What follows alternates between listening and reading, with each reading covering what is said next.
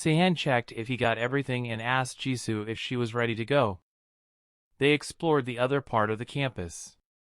They found some dead people and some goblins roaming the area.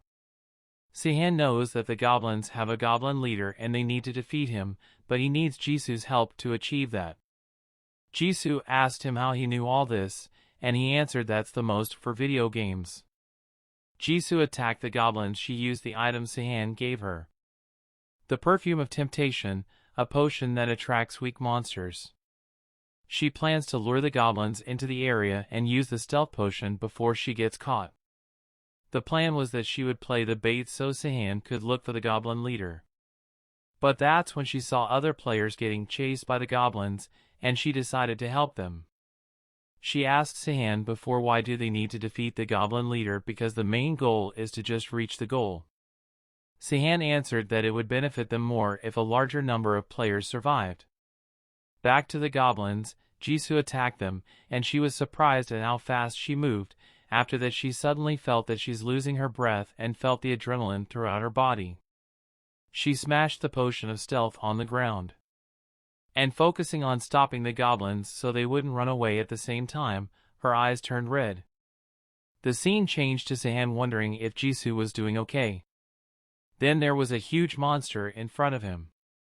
It's the goblin leader Sehan who remembers him 10 years ago, but the goblin leader suddenly attacks Sehan. He dodged the attack easily and distributed 20 points on his agility.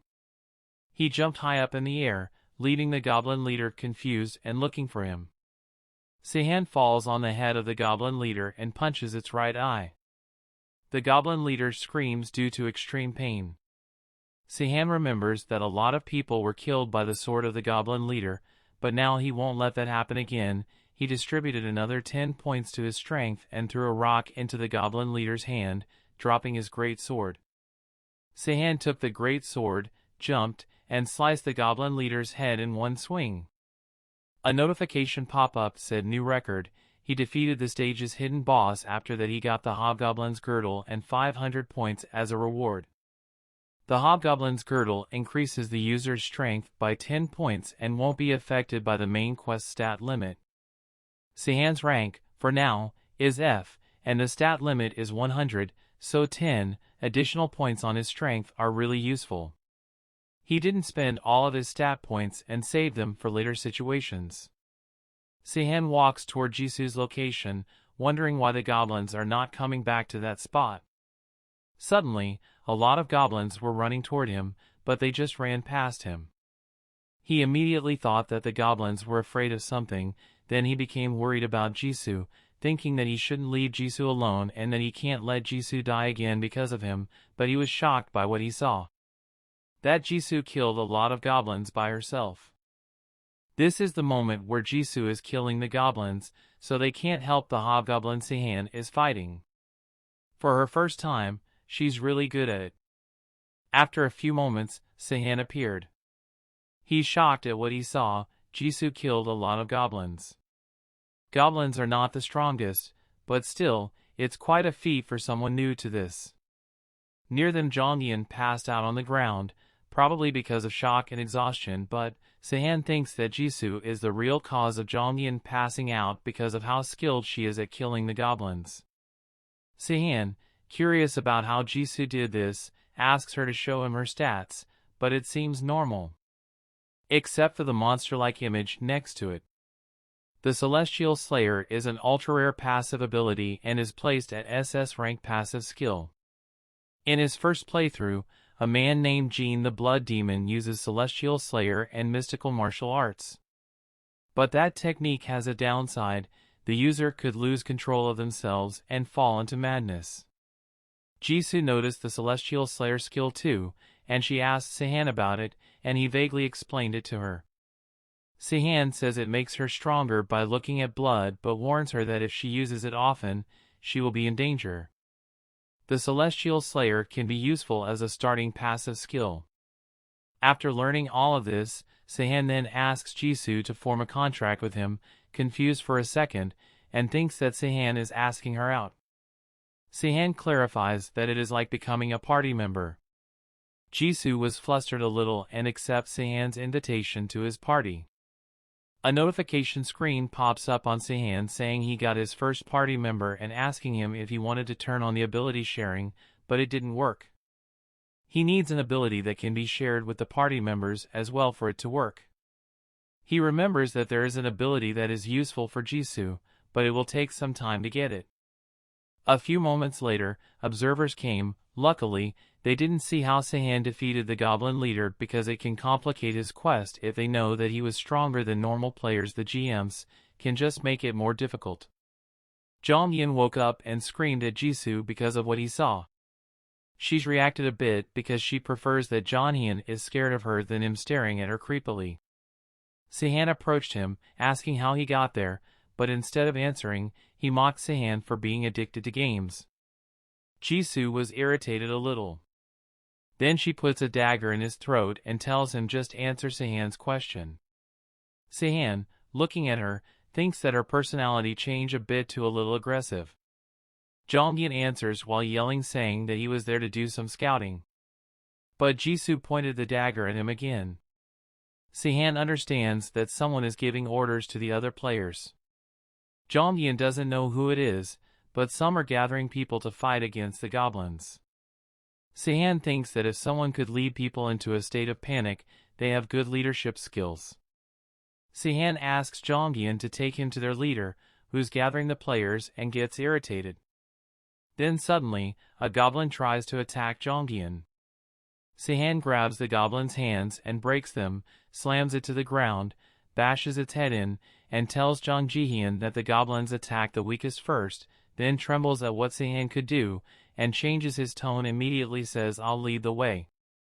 Sehan remembers that in his first playthrough, he was also trying to run away from the goblins, finding the safe zone on pure luck. Jang Ji-hyun takes them to the gym, which is the place where the other players gather and where the leader is. Inside the gym, there are a lot of injured people on the ground being treated by other people. Under these circumstances, only people with a good reputation can lead people like this. Only a few people have these merits, and Sehan guesses that is the student council president. This is the student council president, Hyun Yoon Yoon, who is good-looking and smart, and he proved that he has good leadership skills. The gods will focus on his every action and consider him a rare avatar. Sehan thinks that Yoon chose to stay in school, which means that he's not someone's avatar for now, but perhaps there are many requests to be his avatar. Judging that too many observers are following Yoon, but he's struggling with who to pick because he doesn't know who is trustworthy and has his best interest in his safety. Yoon recognized the two of them, Jonghyun and Jisoo, and walked to them, asking Sehan who he was. Yoon asks them what they are doing there. Sehan answers that the goblin leader is defeated, and tells Yoon that he also received a system notification that the leader, Hobgoblin, was defeated. The other goblins are dazed because of this, and they must take advantage of the situation and use it to escape because the quest was not to survive or evacuate but to reach the exit, and tells him further that the quest has a time limit window, and probably someone put them into the game for their entertainment. Then Yoon asks who these people are. Sehan answers that whoever they are not in their favor. That confirms Sehan's question that he does not have an avatar yet. Sehan wants to get out of the place as soon as possible because if the gods get bored, they might add an unexpected scenario. The gods begin to lose interest if the situation becomes comfortable for the players, and their reaction is the top priority in this game. They all already know that the goblin leader is defeated, so if they stay there a while longer, they might put an unexpected scenario. Yoon explains that they created the gym as an evacuation because they wanted to learn about internet and what is going on outside, but thinks that the quest is blocking the internet for them to communicate with people outside. Sehan was surprised that someone like Yoon, smart and determined, died in his first playthrough. In the past, he doesn't remember a counterattack made in the gym. In his first playthrough he thinks that the leader is indecisive, and that's why many players died. Then someone appears at the back, telling Yoon that they should stay in the gym and don't go outside because it could put them in danger. This guy is Dongwon Park, whom Sehan remembers, especially because he played Sehan countless times in his first playthrough. Dongwon tries to convince Yun that they should just stay in the gym and wait for the police to help and don't risk people's lives. Sehan now gets the picture of what happened in his first playthrough when Dongwon told the other players to stay in the gym and just wait for help, which led to their deaths. Dongwon greeted Sehan and told him that he was also part of the student council and that he is the vice president.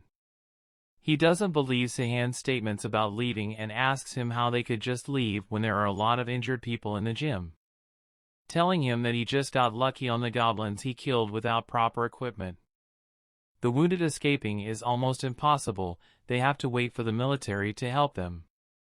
Sehan understands that is a very valid opinion, but he knows that Dongwo is a psycho who loves to tear up any group he joins and doesn't care about others as long as it would benefit him. He's a monster disguised as a human being. Jisoo reacted to Dongwo's remark that they just got a few lucky kills. Jisoo tells them when they kill a monster, that's the only time their names will appear. Jisoo then showed them her phone and news saying that the police and military were unavailable and doesn't know when the help will arrive. Dongwo kept on arguing that others wouldn't accept it. But Sehan counters his argument by saying that if that's what he wants, he should just stay there, and the other people are free to choose to stay or not. Dongwo frowns at that remark. Sehan knows what Dongwo is planning. He wants the people to die and get extra rewards for their deaths, while Sehan wants to get extra points for saving them. Sehan thinks if the people who were too afraid to escape died and Guangdo was the only one to survive, it may affect his merits. Yun accepts Sehan's idea and wants to leave this place. Sehan understands that Dongwon has already become a chosen avatar. While Yun is preparing a sharp stick to defend himself and others, one of the teachers questions his decision about leaving. But all the people in the gym are ready to leave. Jisoo asks Sehan if it's fine to leave like that, and tells her that if nothing special happens, they will be fine. Sehan is keeping an eye on Dongwo and wants to kill him, but he can't because there are too many people around, and he considers that there's still use for him later. Then the group started moving, and Yun told them that the goblins wouldn't attack them unless they got separated from the group. At this moment, we can see that Yun got some good leadership skills. A few moments later, they can see the main entrance. But a system notification appears saying that the difficulty level changes from E to D. The sentinels will start to appear. A minotaur falling from the sky dropped in front of them. Sehan remembers that these minotaurs should appear later in the 15th main quest and is surprised that they released them at the first main quest. He knows that as part of the quest, this battle is unwinnable, and the fact that they release these minotaurs, their goal is to kill as many people as possible. The GM Arcadis is probably the one who thought of this. But since it's still early in the game, the minotaur must have a limit on his stats. Dongwo tries to scream and create panic, but Jisoo instantly grabs his mouth to prevent him from doing that and tells him to be quiet. The minotaur behaves like a bull, and when you run, it will come charging at you, but one of the players started to run, and the others followed. The minotaur shouts, stopping others while also saving them because it would chase the people that run away from it. The other players can't do anything while the ones who are running away got killed one by one.